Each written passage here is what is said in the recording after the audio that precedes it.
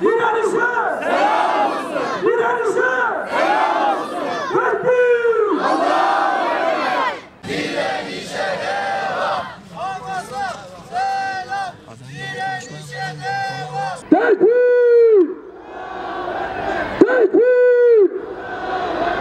Tekbir! Doğrusu bu konu 1,5 yıldan daha fazla. Aslında 1,5 yıl Gazze Aksa tufanı başladığından beri belki daha fazla gündeme geldi ya da daha fazla gündemde tutuyoruz.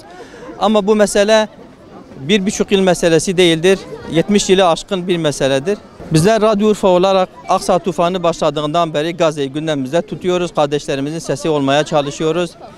Gerek programlarımızda gerek müziklerimizde onların direnişine, onların sesine ses olmaya çalışıyoruz.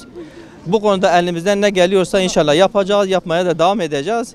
Temennimiz halkımızdan da bu konuda hassas olmaları, bu konuda duyarlı olmaları ve Kudüs'e giden yolda kardeşlerimizin vermiş olduğu bedellere kendileri de sahip çıkmaları gerekir. Bu dava sadece bir Gazze davası değildir, sadece bir Filistin davası değildir.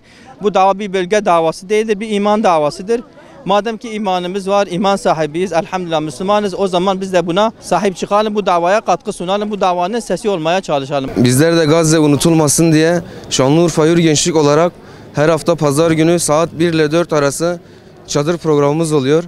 Bütün gençleri oraya da davet ediyoruz. Ayrıyeten cumartesi sabah namazıyla diriliş Gazze için dua programı yapıyoruz.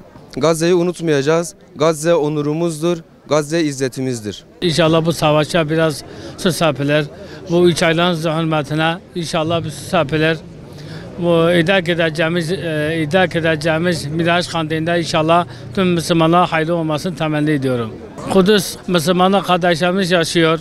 Zulüm geliyorlar. Bu Amerika'da bu zulüm yapan Müslümanlar kahrolup perişan için inşallah. İnşallah bu savaşa bir su serpilir.